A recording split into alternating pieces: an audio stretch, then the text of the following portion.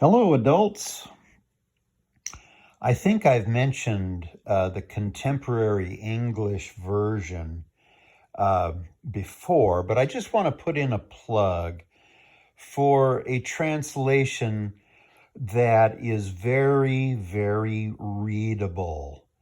Um, this was put out, I think, around 1990.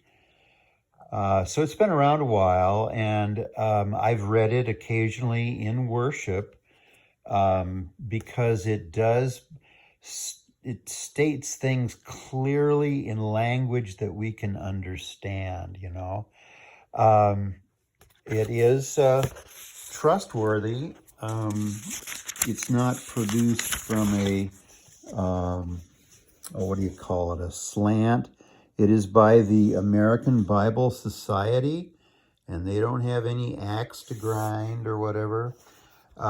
So, but it was translated in hopes that even middle school people would be able to understand it. The Bible was written to be read. Yeah. Translation is always necessary because we don't speak Greek. I surely don't.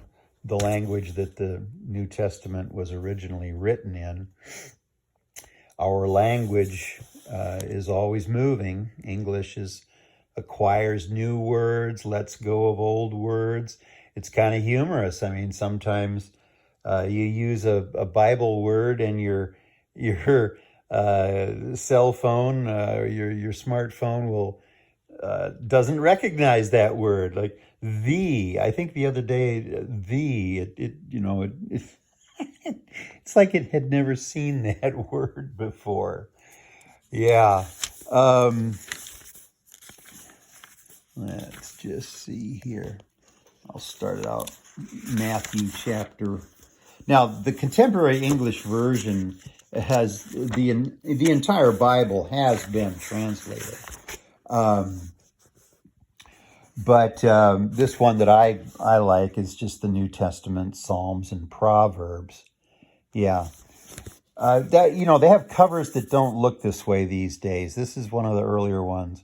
But it has the handy chapter headings, and it says, okay, this can also be found in Luke chapter 3, So it's a little bit easier to navigate the wise men instead of just non-stop text, the escape from Egypt. Yeah. So if you're looking for a translation of the Bible that is very readable, is faithful, and sometimes it's good to have a more scholarly translation, like the Revised Standard Version, the New Revised Standard Version. The NIV has high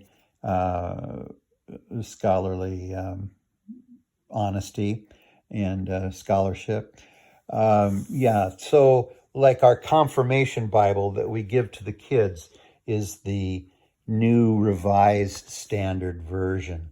And sometime if it seems a little too colloquial, shall we say, you can reference to another translation. So this one helps us get into the Bible more directly. And I don't remember if I've put in a plug for the Reader's Digest Who's Who in the Bible. This has really helped me out. I mean, there are so many characters in the Bible that just keeping them straight is, difficult for a lot of us. But it's well illustrated. It's got full color. But it'll take Bartholomew. This section right here tells you just the basics of Bartholomew, one of the lesser known of the 12 apostles.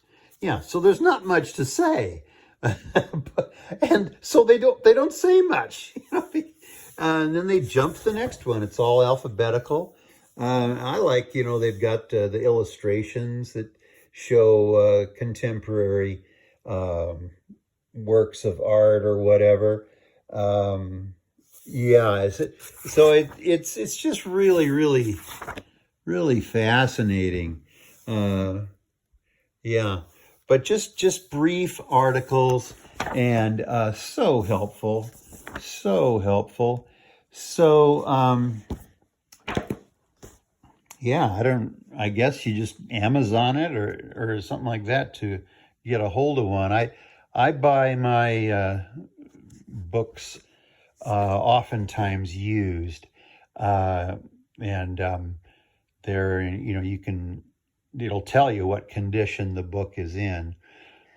But yeah, I just wanted to put in a plug. It's a fairly good sized book. Yeah, just wanted to put a plug into a handy help here. So, well, God bless you, friends. God bless your family. God bless you during these interesting times in which we live.